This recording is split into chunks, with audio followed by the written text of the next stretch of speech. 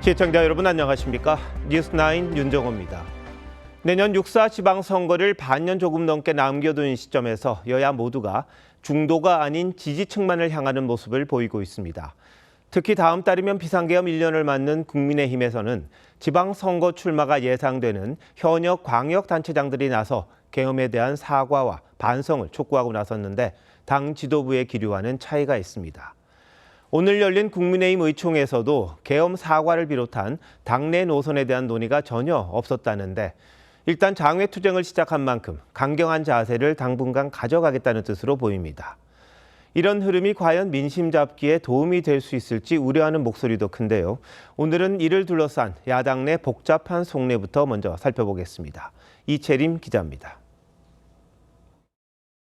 국민의힘 내에서도 계엄 1년을 맞아 사과와 반성, 윤석열 전 대통령과의 절연 등이 필요하다는 지적은 꾸준히 있어 왔습니다.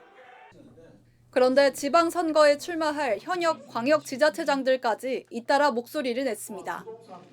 오세훈 서울시장은 조선일보 인터뷰에서 계엄 1년 때 진심 어린 사과와 반성으로 당의 변신을 시작해야 한다며 중도층과 수도권, 청년 민심을 강조했습니다.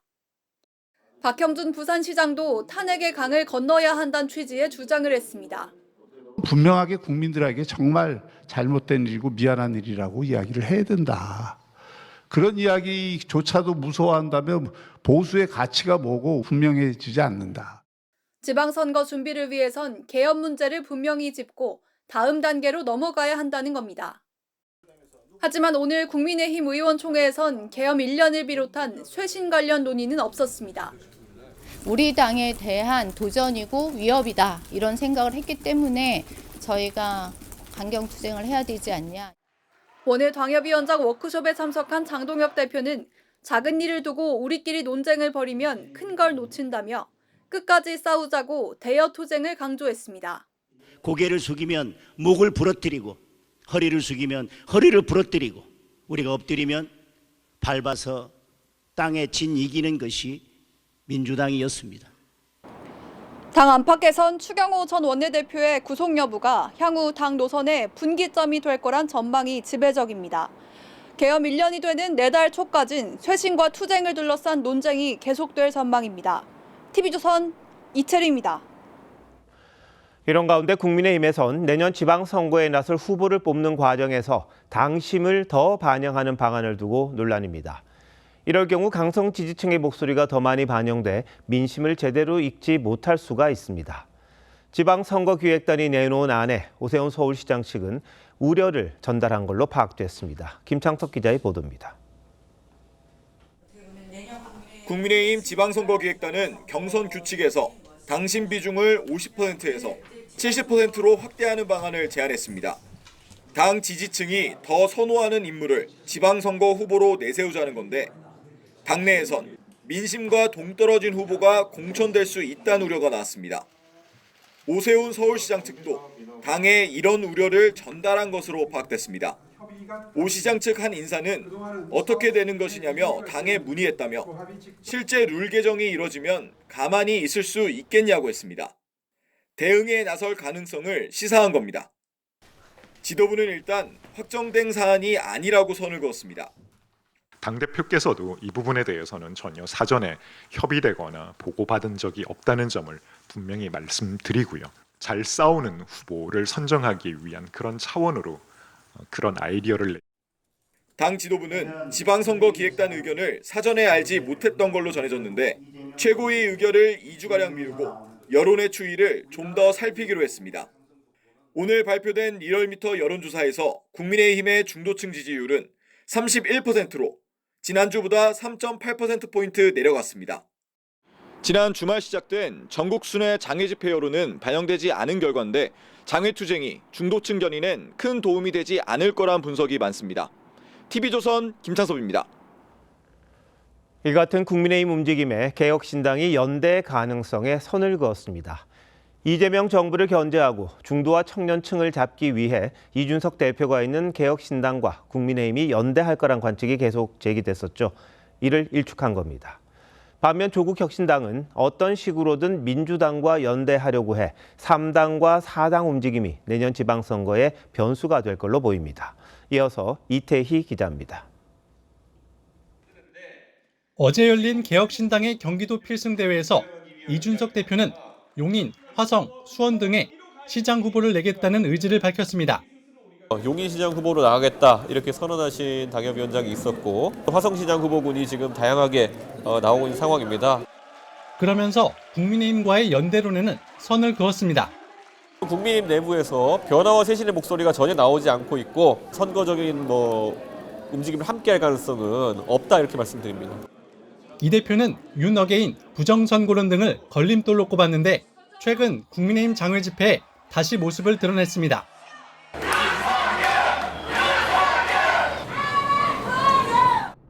국민의힘과 개혁신당이 각각 후보를 낼 경우 민주당 후보가 당선되는 접전 지역이 나올 가능성도 있습니다. 국민의힘 한 재선 의원은 중도층을 모두 끌어안은 20대 대선 때도 0.7%포인트 차로 간신히 이겼다며 강성 지지층만 남은 지금 상태로 이길 수 있겠냐고 했습니다. 어떤 순서라도 경청을 해야 되고 국민의힘이 스스로 변하고 혁신한다면 연대의 문은 그때 비로소 국민이 열어주지. 반면 사면 3달여 만에 대표직에 복귀한 조국혁신당 조국 대표는 내란 청산 등에 있어선 더 강하게 연대하겠다며 민주당의 손을 내밀었습니다. TV조선 이태희입니다. 민주당 정청래 대표도 강성 당원들의 권한을 키우는 쪽으로 움직이고 있습니다. 당원과 대의원의 표를 1대1로 하는 이른바 당원 주권 강화인데요. 졸속 논란이 제기되자 어제만 6차례 글을 올리면서 정당성을 주장했습니다. 일단 최종 결론은 일주일 미루기로 했다는데 어떤 상황인지 한송원 기자가 취재했습니다. 민주당은 정청래 대표가 주도하는 대의원 당원 1인 1표제를 오늘 당무위원회를 거쳐 나흘 뒤 중앙위원회에서 확정할 계획이었습니다. 하지만 앞서 여론 수렴 과정에 83% 넘는 당원들이 불참했고 지도부 일부와 현역 의원은 물론 친명 외곽 조직, 원외 당협위원장 등이 잇따라 졸속 우려를 제기했습니다. 정 대표는 이재명 대통령도 원했던 것이라며 어제 6차례 SNS 글을 통해 강행 의지를 밝혔는데 오늘 회의에선 이에 대한 언급 없이 이재명 대통령 순방 성과와 야당 비판 메시지만 냈습니다. 윤석열도 윤어게인을 외치는 자들도 모두 모자란 사람들입니다. 구름은 살이 되지 않습니다. 짜내야 합니다. 오전에 열린 당무위원회에선 회의장 밖에까지 들릴 정도 고성이 터져나왔고 오후 추가 당무위에서 당헌당규 개정안이 통과됐습니다. 하지만 최종 단계인 중앙위원회는 내달 5일로 일주일 늦추기로 했습니다. 사실상 대의원제 폐지에 따른 보완책을 논의하기 위해서입니다. 다른 의견이 있었던 것도 사실이고 그런 것들을 다 수용하고 수렴해서 아까 말씀드린 것처럼 조금 더 논의 시간을 갖자라는. 앞서 최종 관문인 중앙위원회에선 당내 여론에 따라 간혹 결과를 뒤집은 사례가 있지만 이번엔 결과가 바뀌지 않을 거란 관측이 많습니다. TV조선 한송원입니다. 이번 1인 1표제 당원 개정 과정을 공개적으로 문제 삼았던 이현주 최고위원이 오늘은 정 대표 면전에서 비판을 쏟아냈습니다. 제대로 논의도 안 하고 밀어붙이는 게 말이 되냐는 건데 일부 당원들도 가세해 효력정지 가처분 소송까지 제기하겠다는 상황이라 민주당 역시 당내 갈등이 쉽게 가라앉지는 않을 수도 있어 보입니다. 이어서 전정원 기자입니다. 1인 1표제 도입 논란 이후 첫 지도부 회의에 정청래 대표 등이 환한 표정으로 들어섭니다. 하지만 뒤이어 들어온 이현주 최고위원의 얼굴은 굳어 있습니다. 자신의 발언 순서가 되자 이 의원은 2028년 G20 개최를 잠시 언급한 뒤 작심한 듯 1인 1표제 추진 과정을 비판하기 시작했습니다. 중요한 제도를 충분한 수기 과정 없이 단 며칠 만에 밀어붙이기 식으로 폐지하는 게 맞느냐. 압도적 찬성이라며 당원 당규 개정을 밀어붙이려던 정 대표를 옆에 두고 당원 목소리에 귀를 기울여야 한다고도 했습니다. 무조건 정해졌으니 무조건 따라오라라는 식의 방식은 민주적 절차에 부합하지 않는다 이렇게 생각합니다. 이 최고위원은 정 대표 면전에서 5분 넘게 발언을 쏟아낸 뒤 자리를 떴습니다. 진보 성향 유튜버들을 포함한 일부 당원들은 정청래 지도부에 대한 당원 불신이 폭발하고 있다며 당원 당규 개정의 효력을 정지해달라는 가처분 소송까지 준비하고 있습니다. 찬성이 14.6%밖에 안 된다. 근데 이게 거스를 수 없는 대세라는 말을 하면 안 되는 거죠. 다음 달 5일 중앙위원회에서 당원 당규 개정안이 정 대표 구상대로 통과되더라도 가처분 결과에 따라 상당 기간 논란이 지속될 가능성이 있습니다. TV조선 전정원입니다.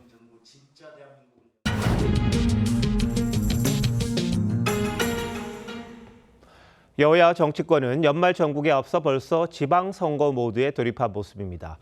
지지층을 산토끼, 집토끼 이렇게 말을 하는데요. 산토끼 놓치려다 집토끼 놓쳐선 안 되겠지만 집토끼만 단속해선 선거에서 이길 수가 없습니다. 그럼에도 여야 모두 왜 지지층을 향해 이렇게 행보를 하는지, 언제까지 이런 상황이 이어질지 정치부 김아림 기자와 뉴스 더에서 더 알아보겠습니다. 자, 김 기자, 이거 먼저 보죠. 민주당이 지도부 차원에서 내란 전담 재판부를 추진하기로 했습니까? 이게 공식화된 겁니까? 네, 지금까지는 지도부 논의는 없었다는 게 민주당의 일관된 입장이었습니다. 특히 이재명 대통령이 순방을 떠난 뒤 17일부터 당내 강경파 의원들의 내란 재판부 주장이 다시 고개를 들었는데요. 박수현 수석 대변인은 지도부 논의 사안은 아니다. 신속하게 1심 마무리를 촉구하는 의미일 것이라고 했었습니다. 그런데 오늘 김병기 원내대표가 3대 특검 사건 재판을 전담하는 내란 재판부를 추진하는 것으로 못을 박았습니다. 국민의 명령입니다. 여기에 대해 더 이상 소랑설레하지 않기를 바랍니다. 자, 그런데 이 대통령이 지금 순방하고 있잖아요. 근데 이때는 보통 메시지를 자제하는 게 당 지도부 입장 아니었습니까? 굉장히 강하게 이야기했네요. 네, 맞습니다. 오늘 박수현 수석 대변인은 뜨거운 당원의 요구에 지도부가 응답하지 않는 것도 직무유기라고 말이 좀 달라졌습니다. 박성대 전 장관과 황교안 전 대표 등 구속영장이 기각되고 또 윤석열 전 대통령 구속기한이 끝나는 1월까지 1심 재판이 끝나지 않으면 석방될 수 있다는 우려가 당 지지층 사이에 확산되는 상황이었는데요. 이 역시 소위 내란 청산을 요구하는 지지층 목소리를 수용한 걸로 봐야 할 듯합니다. 자, 이게 위헌 논란이 있었잖아요. 그래서 내란 재판부 주장을 강하게 제기한 게 내년 선거에 나올 그런 후보들이다 이랬는데 그와 좀 다른 상황이네요. 네, 법사위 간사로 지도부와 검사장 고발을 놓고 충돌한 김용민 의원은 경기지사 후보군이고요. 또 오늘 대법원을 찾아가 조희대 대법원장의 특검 수사를 주장한 전현희 김병주 의원, 또 이재명 대통령 측근들에 대한 조작기소 대응특위를 이끌고 있는 한준호 의원, 이른바 조희대 청문회를 강행한 추미애 법사위원장, 모두 서울시장이나 경기지사 출마 후보군으로 꼽힙니다. 그래서 향후 당내 경선에서 유리한 고지를 점하기 위한 행보란 시각이 많습니다. 네, 앞서 전해드렸습니다만 국민의힘 상황도 크게 다르진 않습니다. 당 지도부가 당심 70% 이거 아직 확정은 안 됐다 이렇게 이야기는 하던데요. 어떤 상황인 겁니까? 네, 논란이 된 당심 강화 경선룰을 제안한 지방선거 기획단은 나경원 의원이 단장을 맡고 있는데요. 당 지도부는 말씀하신 것처럼 좀 더 검토를 해봐야 한다는 입장이지만 방향성 자체까지 부인하지는 않는 상황입니다. 당 일각에서는 서울시장 후보군으로 거론되는 나 의원이 기획단을 이끌고 있다는 점에서 선수가 규칙을 만드냐는 문제도 지적하고 있는데요. 실제 개정될 경우 지방선거 출마자들의 반발로 이어질 수 있습니다. 네, 지금 국민의힘 지도부가 가장 고심하는 게 아마 계엄 1년 메시지 아닌가 싶은데 당내 분위기는 어떻습니까? 네, 제가 만난 수도권 의원들은요, 따로 지도부에서 안 한다면 개별적으로라도 사과 메시지를 내야 하는 것 아니냐 이런 고민을 털어놨습니다. 앞서 한동훈, 김용태, 권영세 전 비대위원장 등 전 지도부 인사들은 비상계엄에 대해 모두 사과를 했었는데요. 이 때문에 당 지도부는 언제까지 사과만 할 거냐는 회의론이 있는 것도 사실입니다. 내일 지도부는 경북 구미에서 장외 집회를 이어갑니다. 장 대표 취임 이후 처음으로 박정희 전 대통령 생가도 찾을 예정인데요. 당분간은 집토끼 전략에 좀 더 주안점을 줄 걸로 보이지만 중도층을 향한 적정 수준의 계엄 관련 메시지도 고민하지 않을 수 없는 상황입니다. 네, 모든 선거가 중도층 잡지 않고 이기지를 못했었는데 어떤 식으로 나올지 좀 지켜봐야겠군요. 김 기자 잘 들었습니다.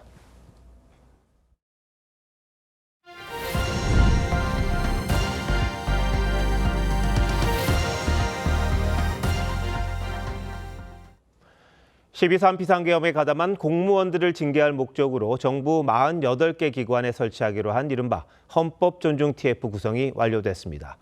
모두 660명이 넘는 대규모 인원이 참여했는데 김민석 총리는 실무자들을 처음으로 불러 모은 자리에서 신속한 조사, 절제를 강조했습니다. 인권 침해 논란을 의식한 듯한데 과연 그렇게 될지는 지켜볼 일입니다. 먼저 신경희 기자입니다. 김민석 총리는 헌법 존중 TF 첫 실무자 간담회에서 내란과 직접 연관된 범위만 신속히 비공개 조사해달라고 당부했습니다. 마녀 사냥 우려 등 공직사회의 일부 동요 분위기를 의식한 듯 약 1분 30초 동안 이어진 짧은 모두 발언에 원칙과 절제 두 단어만 모두 7번 언급됐습니다. 절제하지 못하는 TF 활동과 구성원은 즉각 바로잡겠습니다. TF 활동의 유일한 목표는 인사에 합리적으로 반영하는 것입니다. TF 전체 인원은 660여 명 규모로 49개 기관에 48개 TF가 설치됐고 총괄 TF가 별도 운영되는데 이 중 31개 TF는 외부 자문단이 포함됐습니다. 특히 국방부와 소방청 등은 집중조사를 위해 기관장들이 예정보다 규모를 늘렸습니다. TF는 다음 달 12일까지 제보센터를 운영하고 내년 2월 초 인사안을 마련할 방침입니다.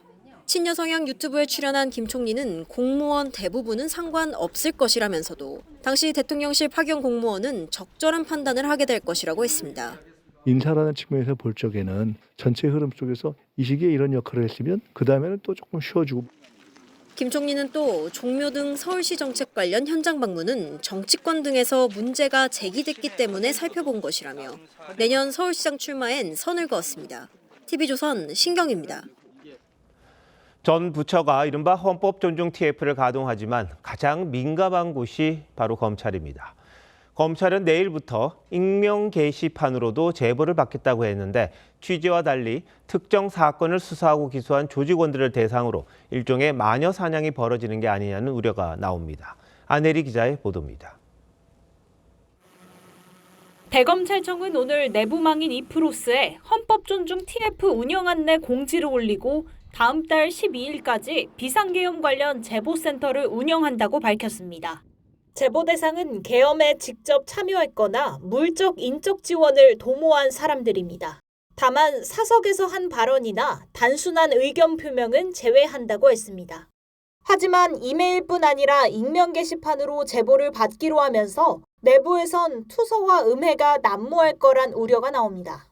지방의 한 검사는 익명 제보를 받게 되면 말도 안 되는 얘기로 특정인을 마녀 사냥할 수 있다고 했습니다. 서울의 한 평검사도 익명 제보는 신빙성이 떨어질 수밖에 없다며 수사력 낭비라고 했습니다. 이재명 대통령 사건을 수사 기소했던 검사들을 속아내는 수단이 될 거란 불안감도 큽니다. 또 다른 검사는 미운 사람 찍어내는데 편리한 도구가 될 것이라며 정파 가려내기식 작업이 될 것이라고 했습니다. 경찰도 제보센터 운영을 시작했는데 검찰과 달리 실명 제보만 받는다고 밝혔습니다. TV조선 안혜리입니다. 환율이 닷새 연속 오르면서 1,480원까지 위협하고 있습니다. 상황이 이쯤 되자 정부가 국민연금을 동원해 환율을 안정시키는 방안을 적극 검토하고 있습니다. 국민 노후를 책임져야 할 연금을 환율 방어에 쓰는 게 적절한 건지 논란이 불가피합니다. 송병철 기자가 보도합니다. 서울 명동의 한 환전소입니다. 달러를 살 때 적용되는 환율이 1,480원을 훌쩍 넘었습니다. 외환 시장에서 원달러 환율은 1,477.1원까지 올랐지만 현장에선 이미 1,500원대를 눈앞에 두고 있는 겁니다. 환율을 보시고 많이 놀라시는 편입니다. 한국인 고객님들은 조금 많이 이제 두려워하시는 편입니다. 환율이 고공행진을 하자 정부는 한국은행, 국민연금과 협의체를 구성하고 첫 비공개 실무회의를 열었습니다. 국민연금을 환율 방어에 활용하는 방안을 논의하는 자리였습니다. 가장 유력하게 검토되는 방법은 전략적 환해지. 환율이 정해진 기준보다 오르면 국민연금이 해외 자산 일부를 팔아 달러를 확보하는 방식입니다. 국민연금의 해외 자산은 전체 운용 자산의 40%가 넘는 581조 원에 달합니다. 올해 말 종료되는 한국은행과의 외환 스와프를 연장하는 방안도 거론됩니다. 국민연금은 해외 투자를 위해 연간 600억 달러를 사들이는데 외환 시장이 아닌 한국은행에서 직접 조달해 환율 자극을 최소화하겠다는 겁니다. 하지만 국민 노후를 책임지는 국민연금의 수익률이 떨어질 수 있다는 우려가 큽니다. 수익률이 낮아지면은 국민들의 미래 자산이 줄어드는 거기 때문에 문제점이 있다 이렇게 볼 수가 있습니다. 미국이 외환 스와프를 문제 삼아 우리를 환율 조작국으로 지정할 수 있다는 지적도 나옵니다. TV조선 송병철입니다. 내 집 없이 전월세를 사는 서울 지역 30대가 53만 명에 육박해 역대 기록을 갱신했습니다. 그런데 집을 살 때 가장 원하는 대출 받기는 더 어려워졌습니다. 금융당국이 은행에 대해 대출 총량제를 적용하면서 주택 관련 대출을 중단하고 있기 때문인데요. 돈 갚을 능력이 있는데도 이래도 되는 건지 최수용 기자가 취재했습니다. 남의 집에 새들어 살고 있다는 30대 직장인. 내 집 마련이 힘든 이유를 물어보니 이렇게 답합니다. 그러니까 돈을 모으는 속도에 비해서 너무 빨리 올라가니까 대출 없이는 솔직히 어려운 부분이니까 막막하죠. 지난해 서울 30대 무주택 가구 수는 52만 7천 가구로 역대 최대치를 기록했습니다. 30대의 주택 소유율도 점점 떨어져 4명 중 3명이 무주택자였습니다. 청년층은 가장 바라는 주택 정책으로 주택 구입 자금 지원을 꼽았지만 현실은 정반대입니다.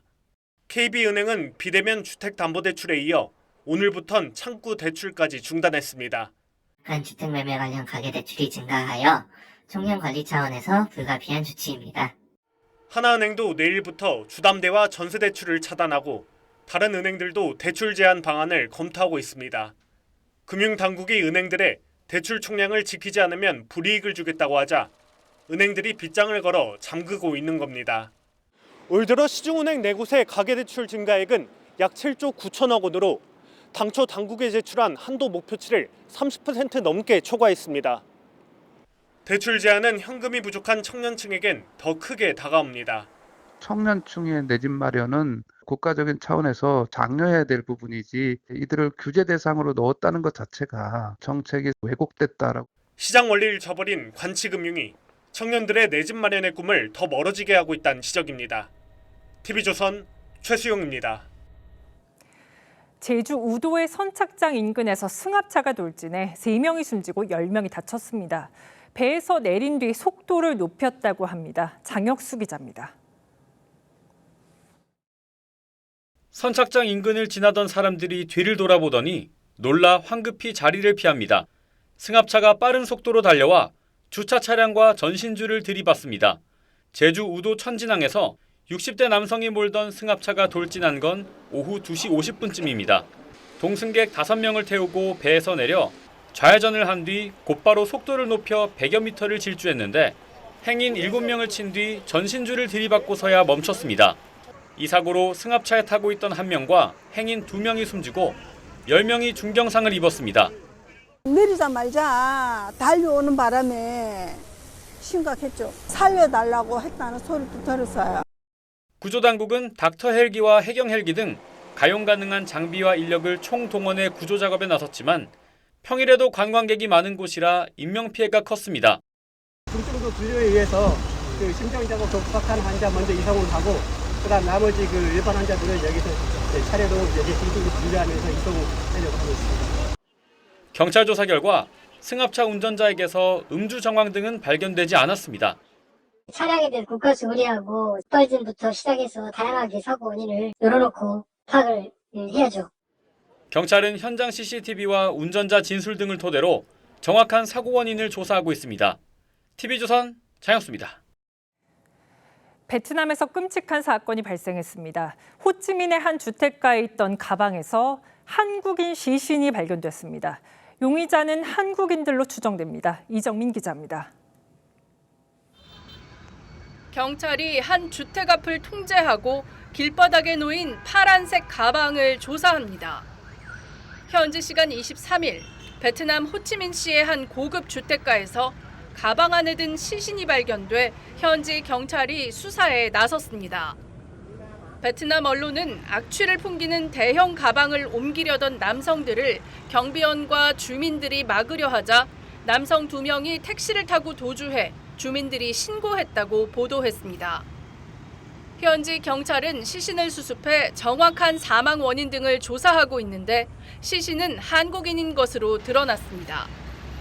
현지 언론은 호찌민 공안 당국이 현재 용의자로 추정되는 다른 한국인 2명을 붙잡아 조사 중이라고 전했습니다. 현지 교민들은 호찌민에서도 치안 우려가 적은 곳으로 꼽히던 지역에서 사건이 발생하자 불안감과 함께 한국인에 대한 이미지가 나빠질까 봐 걱정하는 것으로 전해졌습니다. 외교부는 주 호치민 총영사관이 현지 공안 측과 긴밀히 소통하면서 피해자 가족 등에게 필요한 도움을 줄 것이라고 밝혔습니다. TV조선 이정민입니다. 한 야산에서 돈을 걸고 개들을 싸움시킨다는 신고가 접수됐습니다. 경찰이 출동한 현장에는 경기장으로 보이는 커다란 철창과 상처 입은 개들이 발견됐습니다. 김태준 기자입니다. 원형으로 된 대형 철창이 서 있고 상처 입은 개들이 곳곳에 갇혀 있습니다. 한두 번 싸운 애가 아닌가 봐요. 온몸에 상처다. 다치고 지친 개는 눈도 마주치지 못합니다. 다리 못 쓰고 귀가 다 피투성이고 지금. 그제 저녁 10시쯤 경찰은 투견장이 의심된다는 동물보호단체의 신고를 받고 전남 화순군의 한 야산을 급습했습니다. 현장에서 검거된 사람은 40여 명, 일부는 산속으로 달아나기도 했습니다. 여기 도망간 사람 내려왔어요, 이 사람. 대형견 9마리가 발견됐고 2마리는 심하게 다친 상태였습니다. 원형 철창 곳곳에는 핏자국이 남아있는데 개들이 싸운 흔적으로 보입니다. 왜 모였는지, 그다음에 동물을 이용한 어떤 행위를 했는지 이런 걸 좀 조사를 해봐야 됩니다.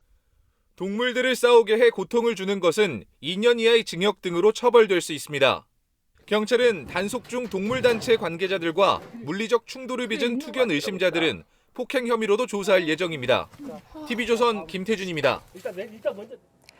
역대 최대 규모의 사이버 성착취를 벌인 조직 자경단의 주범 김노관이 1심에서 무기징역을 선고받았습니다. 재판부는 범행이 잔혹해서 사회와 영구 격리할 필요가 있다고 판단했습니다. 송무빈 기자입니다.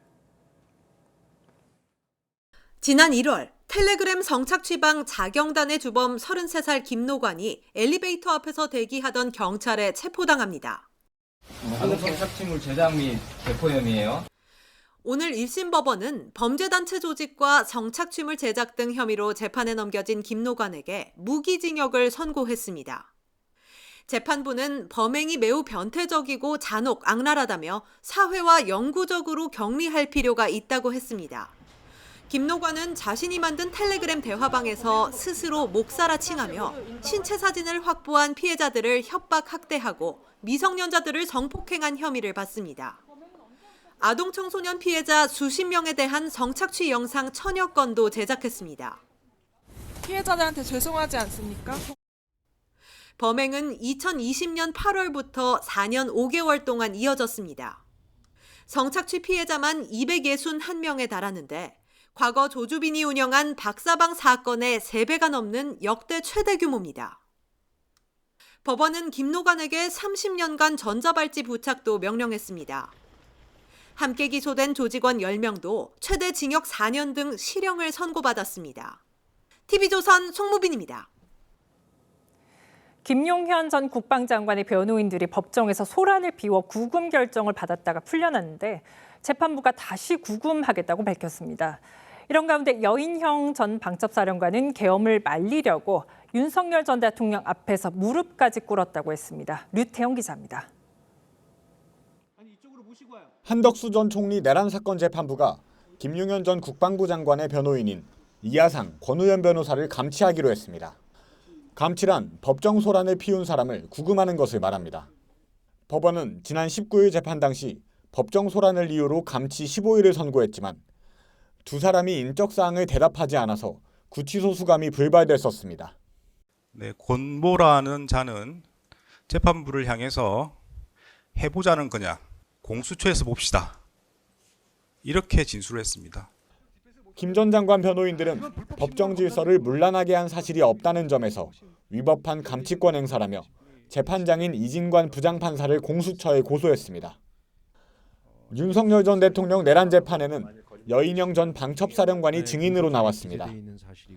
여 전 사령관은 지난해 5월에서 6월쯤 안가회동에서 윤 전 대통령이 비상대권을 언급하기에 군은 계엄훈련이 안 돼 있어 불가능하다고 했다며 당시 무릎을 꿇은 이유도 설명했습니다. 그럼 제가 왜 무릎을 꿇었을까요? 제가 1개 사령관밖에 안 되는데 대통령님 앞에서 무례한 발언을 내가 했구나 하는. 여 전 사령관은 이 밖에 특검의 질문 대부분에 대해선 본인이 받고 있는 재판을 이유로 증언을 거부했습니다. TV조선 류태영입니다. 카카오톡이 15년 만에 전면 개편을 단행했다가 거센 비난을 받았죠. 결국 다음 달 논란이 됐던 첫 화면을 개편 전으로 되돌립니다. 소비자들의 마음도 되돌릴 수 있을까요? 임유진 기자입니다. 지난 9월 AI 시대 첫걸음이라며 대대적 개편을 단행한 국민 메신저 카카오톡. 카카오는 앞으로의 15년을 준비하기 위해 이 거대한 변화의 기회를 놓치지 않고, 하지만 이용자들의 반응은 싸늘했습니다. 친구 목록이 첫 화면에서 사라지고 대신 업데이트 순의 피드형으로 바뀌자 불편하다, 부담스럽다는 불만이 폭주했습니다. 주가 6만 원 선이 무너지는가 하면 1점 리뷰가 쏟아지면서 이용자 이탈 우려까지 커졌습니다. 빠른 시일 내로 다시 원상복구 시켜줬으면 좋겠습니다. 제 주변에는 다 불편했던 것 같아요. 불필요한 정보를 일단 많이 얻게 돼서 그런 부분에서 피로감이 드는 것 같습니다. 결국 카카오가 백기를 들었습니다. 친구 목록을 원래대로 되살리기로 하고 다음 달 원상복귀를 위한 업데이트를 진행하기로 했습니다. 다만 이용자가 원하면 새로 도입된 친구 탭도 그대로 쓸 수 있도록 선택할 수 있게 합니다. 저는 원래대로 하는 걸 선택하겠습니다. 카톡이 보통 대화하는 그런 용도로 쓰는 건데 인스타 같다는 느낌이 많이 들어갔다고 해서 일부러 지금 업데이트 안 하고 있습니다. 카카오는 개편 이후 체류 시간이 오히려 10% 늘었다고 강조했지만 결국 이용자들 반발에 AI 슈퍼앱을 향한 구상은 차질이 불가피해졌습니다.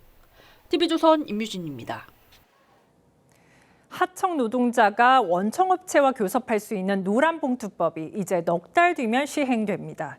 정부가 교섭을 어떻게 해야 하는지 큰 틀을 발표했습니다. 그런데 경영계는 물론 노동계도 썩 반기지 않습니다. 그 이유를 이상배 기자가 보도합니다. 정부가 내년 3월 노란봉투법 시행을 앞두고 하청노조가 원청업체와 어떻게 교섭할 수 있는지 구체 방안을 공개했습니다.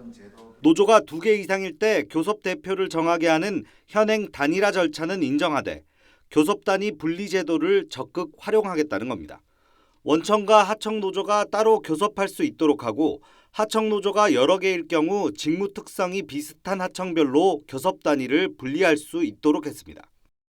하청노조의 실질적 교섭권을 보장하고 안정적인 교섭 틀을 만들어 나가 경영계는 교섭 창구 단일화 원칙이 무너질 수 있다며 산업 현장의 막대한 혼란을 우려하고 나섰습니다. 하청노조의 교섭 테이블이 여러 개로 나뉘면 1년 내내 노사 교섭만 하다 끝내게 될 수 있다는 푸념이 나옵니다. 현대자동차의 경우 1차 협력사 300여 곳을 포함해 5천여 개의 하청업체를 두고 있습니다. 한마디로 벌떼 쑤시듯이 노조 정의가 일어날 여지를 만들었다고. 더 복잡하고 더 불이익을 주는 방법으로 시행령이 개정됐다. 노동계 역시 교섭 창구 단일화는 하청노조의 교섭권을 제한하는 수단이라며 반발하고 나섰습니다. 노동부는 노란봉투법 가이드라인을 마련해 연내 발표할 계획입니다. TV조선 이상배입니다. 프랑스 파리를 비롯해 해외 여러 국가들이 김치의 날을 지정할 정도로 김치의 인기가 뜨겁습니다. 이런 열풍 덕에 김치 수출액은 해마다 역대 최대치를 기록하고 있습니다. 그런데 정작 우리가 먹는 김치의 상당수는 값싼 중국산이라고 합니다. 아이러니합니다. 윤수영 기자입니다. 김치를 처음 먹어보는 한 외국인 남성. 매운 듯 얼굴을 찡그리지만 이내 만족합니다. That was awesome. 10 out of 10. 영국 런던에서 한국 김치를 시식하는 영상도 화제입니다. That's actually so sexy. What'd you say? It's so sexy. K푸드 열풍과 함께 외국인들의 입맛을 사로잡으면서 지난해 김치 수출액은 역대 최고를 기록했습니다. 올해도 10월까지 수출액이 지난해 같은 기간보다 2% 더 늘었습니다. 김치 수출이 해마다 신기록을 쓰고 있지만 김치 무역 수지는 오히려 적자입니다. 2010년부터 김치 수입이 수출보다 많아지면서 2021년을 제외하곤 모두 적자를 기록하고 있습니다. 특히 올해는 금배추 파동 등으로 수입액이 더 늘면서 적자액만 2,207만 달러. 지난해 같은 기간보다 10.3%나 적자폭이 커졌습니다. 수입 김치 대부분은 중국산 김치인데 국산 김치 가격의 3분의 1 정도로 저렴해 음식점이나 가공식품업체 등에서 주로 사용합니다. 저희 같은 경우는 그냥 수입산 쓰고 있는데 요즘 물가도 많이 오르고 해서 단가부적인 부분 때문에 쓰고 있고 현실적으로 조금 힘들죠. 국내산 쓰기가. 요즘. 중국산 김치는 이미 국내 전체 김치 시장의 40% 정도를 점유 중입니다. 정부는 김치 수출을 늘려 적자를 줄이겠다는 계획이지만 배추 등 원재료 수급 대책이 없는 한 값싼 중국산 공세를 막기는 쉽지 않아 보입니다. TV조선 윤수영입니다. 대통령실이 대장동 항소 포기에 반발한 검사들에 대한 인사조치 방침을 사실상 철회한 걸로 보입니다. 여당 내 강경파 의원들과는 결이 다른 흐름인데 긁어부스럼 내지 말자는 정무 라인의 의중을 반영한 걸로 알려졌습니다. 최지원 기자의 보도입니다. 대장동 1심 항소 포기에 반발한 검사들에 대한 평검사 전보 등 인사조치가 보류될 걸로 알려졌습니다. 복수의 정부 관계자는 감찰이나 추가 인사조치는 하지 않기로 했다며 검찰 안정화를 우선하겠다고 했습니다. 당초 정부는 행동에는 책임이 따라야 한다며 강경 대응을 유력 검토했지만 박재혁 수원지검장과 송강 광주고검장 사직 뒤 검찰 반발이 사그라들었고 행정소송 제기 시 패소할 가능성 등을 고려한 걸로 알려졌습니다. 이 같은 결정이 법무부 일선과 사전 공유되지는 않은 걸로 전해졌습니다. 여권 관계자는 법무부 실무라인에선 항명 검사들에 대한 사실관계를 확인하며 후속 조치를 준비하던 상황이었다며 대통령실이 그런 입장이라면 맞춰가야 할 것이라고 했습니다. 일각에선 대통령실과 정성호 법무장관 등 의원 출신 정무라인이 여당 내 강경파를 겨냥한 것 아니냐는 해석도 나옵니다. 정청래 민주당 대표의 1인 1표제 변경 진행이나 김용민 의원 등의 검사 18명 고발 조치 등 강경 일변도에 굳이 동조할 필요가 없다는 겁니다. 최근 여론조사에선 이재명 대통령 사건 관련 재판 회피와 항소 포기 압박이 부정평가 이유로 꼽히기도 했습니다. 다만 대통령실은 상황에 따라 검사 징계에 찬성 입장을 다시 낼 수도 있다는 분위기입니다. 내란과 관련한 재판 이런 데 있어서 갖는 국민들의 어떤 불안함 이런 것이 크지 않습니까? 충분히 이해가 되죠. 그런 국민의 눈에서 좀 보면서 판단을 하고. 여권에서 불법 수사 의혹이 제기되는 대장동 수사 검사들에 대한 형사 고발 등은 그대로 진행될 걸로 알려졌습니다. TV조선 최재원입니다. 이재명 대통령이 해외 순방 마지막 방문지인 튀르키예로 가는 전용기 안에서 기자간담회를 열었는데 북한과의 대화 재개 필요성을 다시 강조했습니다. 그러면서 현재의 남북관계가 상당히 위험한데 그 책임은 전임 정부들에 있다는 취지로도 설명했습니다. 그리고 한미연합훈련에 대한 입장도 밝혔다는데 순방에 동행하고 있는 서주민 기자가 보도합니다. 튀르키예 언론과의 서면 인터뷰에서 통일은 여전히 최종 목표라고 밝힌 이재명 대통령은 현재 남북관계를 매우 위험한 상태로 규정했습니다. 북한이 군사분계선에서 3중 철조망을 치고 지뢰를 매설하는 등 언제 우발적인 충돌이 발생할지 모른다고 했습니다. 군사분계선 불명확하니까 이거 사고 나겠다. 진짜 총격전이 벌어질 수도 있겠다.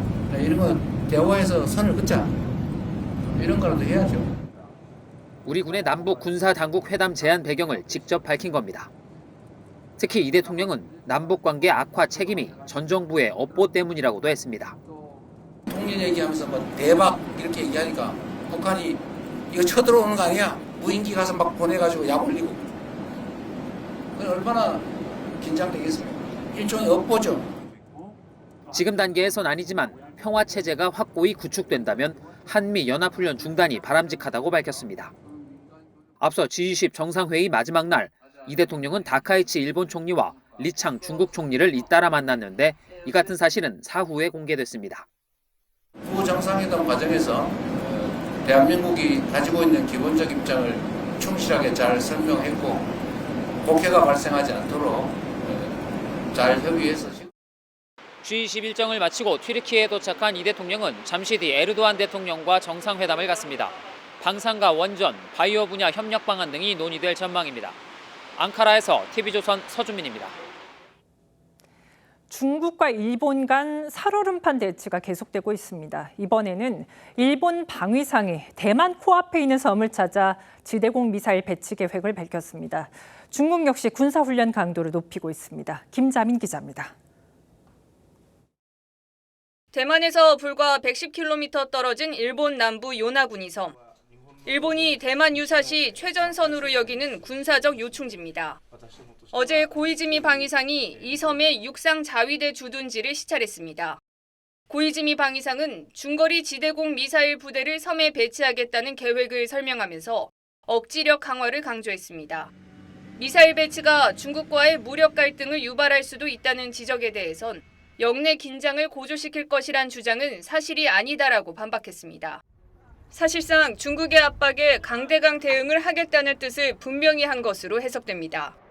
다카이치 총리도 중국의 발언 철회 요구에 굴하지 않겠다는 입장을 다시 확인했습니다. 我が国として主張すべきことは主張していくということが大事でございます。 중국은 일본의 도발적 행동을 절대 용납하지 않겠다며 반발했습니다. 外部势力染指中国台湾地区，绝不允许日本军国主义死灰复燃。中方有决心、有能力捍卫国家领土主权。 중국은 서해 전역으로 군사 활동을 확대하며 무력 시위를 이어갔고 로켓군은 실전 훈련 영상을 공개하며 전투 태세를 과시했습니다. 중국 당국의 일본 여행 자제령 이후 실제로 지난 일주일 동안 중국발 일본행 항공 노선 12개가 결항되기도 했습니다. TV조선 김자민입니다. 미국이 마련한 우크라이나 종전안이 러시아에 편향됐다는 지적이 제기됐죠. 막판 고위급 협상을 통해 미국과 우크라이나가 우크라이나의 주권을 보장하는 이른바 평화 프레임워크를 발표했습니다. 하지만 여전히 영토 문제를 비롯해 핵심 쟁점을 두고선 최종 합의에 이르지 못했습니다. 백대우 특파원이 보도합니다.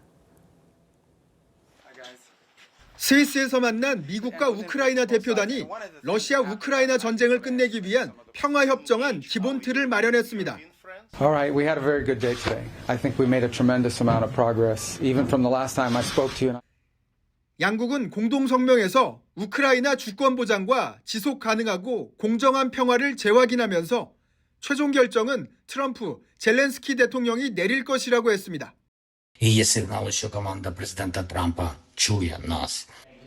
그러면서 향후 며칠간 집중 논의를 하기로 했는데 우크라이나로선 부담이 크다는 지적입니다. 앞서 트럼프 대통령은 종전을 위한 28개 항목을 제안했지만 He'll have to like it, and if he doesn't like it, then they should just keep fighting, I guess. 러시아에 유리한 내용이 담겨 작성 주체가 러시아라는 의혹까지 제기됐습니다. 특히 동부 돈바스 전체를 양보하고 군대를 60만 명 규모로 축소하며 나토 가입을 금지하는 내용 등은 우크라이나는 물론 유럽 내에서도 반발을 사고 있습니다. 젤렌스키 대통령은 자국 내 부정적 여론에 측근이 연루된 스캔들까지 겹쳐 운신의 폭이 좁아진 상태입니다. 결국 트럼프 대통령이 우크라이나와 유럽의 요구를 얼마나 수용하느냐가 평화협상 타결의 관건이 될 것이란 전망이 나옵니다. 미국 워싱턴 DC에서 TV조선 백대우입니다. 올해 프로야구 최고의 별은 투수 4관왕을 달성한 한화의 에이스 폰세에게 돌아갔습니다. 최대 관심은 내년 거취죠. 이 부분은 말을 아꼈습니다. 이다솜 기자입니다. MVP 수상자는 한화 이글스 코디 폰세 선수입니다. 축하합니다. 이름이 호명되자 폰세는 함께 시상식에 참석한 아내를 껴안으며 감격했습니다. 득표율 76%, 2위 디아즈를 여유롭게 따돌리는 압도적인 결과였습니다. 씩씩하게 무대에 올랐지만 아내와 최근 태어난 딸을 떠올리자 눈물을 글썽였습니다. And to the real MVP, my wife, it was truly amazing. You not only made sure I was taken care of, but you carried and gave birth to our beautiful little good luck charm. 올 시즌 폰세의 활약은 눈부셨습니다. 29경기에 등판해 17승 1패, 평균 자책점 1.89를 기록하며 다승과 탈삼진 등 투수 4관왕에 올랐습니다. 한화 선수의 MVP 수상은 지난 2006년 류현진 이후 19년 만에 쾌거입니다. 한 시즌 최다 타점 등 타격 3관왕을 기록하며 MVP를 놓고 함께 경쟁했던 삼성 디아즈의 축하로 훈훈한 장면이 이어진 가운데 야구 팬들의 관심이 쏠린 내년 시즌 거취에 대해선 말을 아꼈습니다. 현재 메이저리그 스카우트의 평가가 높은 가운데 한국과의 이별을 암시하는 듯 한국 시리즈 후 대전 홈구장의 흙을 따로 챙기기도 했습니다. I always try to collect some dirt from the mound that I get to pitch on. So I wouldn't call it a sign. I would just call it part of my routine at the end of the season. 신인왕은 올 시즌 22개 홈런을 기록한 KT 안현민이 차지했습니다. TV조선 이다솜입니다.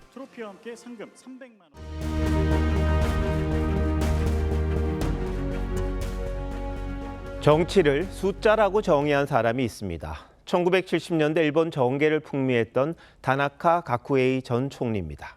결국 누가 더 많은 지지자를 얻느냐가 중요하다는 건데 그러려면 이들이 뭘 원하는지부터 알아야 합니다. Important decision makers in American government have long relied on public opinion polls throughout elections and important legislation. 미국도 다르지 않습니다. 늘 여론조사, 숫자부터 보고 또 봅니다. 게임 이론으로 보면 한 표라도 더 많은 사람이 이기는 게 민주체제이기 때문입니다.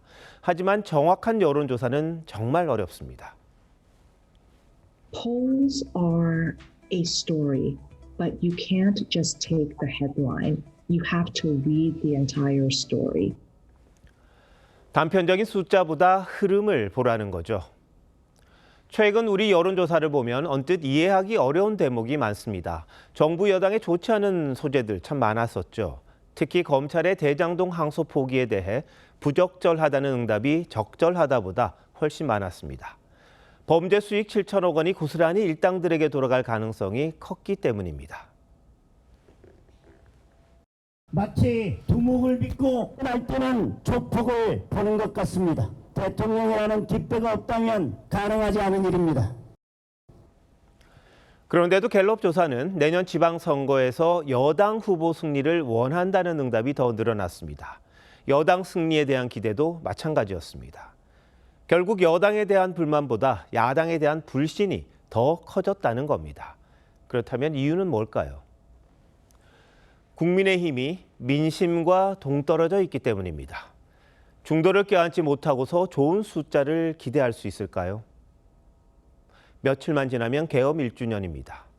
아직도 개업에 대해 제대로 사과하거나 반성한 적이 없습니다. 물론 윤석열 정부 당시 야당의 폭주가 지나쳤던 것도 사실이지만 그렇다고 80년대에 암울했던 조치로 맞선 것까지 용납할 수는 없는 겁니다. 1년을 앞두고도 정리하지 못한 채 어떻게 정치의 모든 것인 숫자를 원하는 겁니까? 처칠 수상은 궁극적으로 민심을 따르는 게 정치의 원칙이라고 했습니다. 정치가가 지배자처럼 행동하면 절대 이길 수 없습니다. 국민과 함께 가는 길, 그 길을 놓치는 순간 정치도 선거도 미래도 사라집니다. 11월 24일 윤정호 앵커 칼럼, 오직 한 길뿐이었습니다.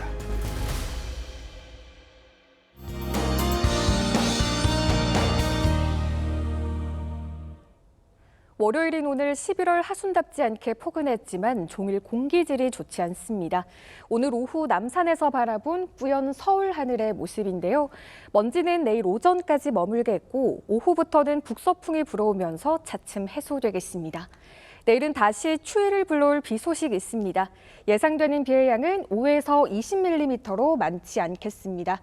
강원과 전북, 제주 산지에는 1에서 5cm의 눈이 예상됩니다. 내일 아침까지 서쪽 지역을 중심으로 안개가 짙게 껴 안전운전 하셔야겠습니다. 내일은 전국이 대체로 흐리겠습니다. 서해안과 전남 남해안, 제주도는 바람이 매우 강하게 불겠습니다. 내일 아침 기온 서울 8도, 대구 6도로 출발하고요. 한낮에는 서울 10도로 오늘보다 6도가량 떨어져 쌀쌀하겠습니다. 모레 수요일부터 점차 기온이 떨어지겠습니다. 날씨였습니다. 11월 24일 월요일 뉴스9 마칩니다. 시청해주신 여러분 고맙습니다.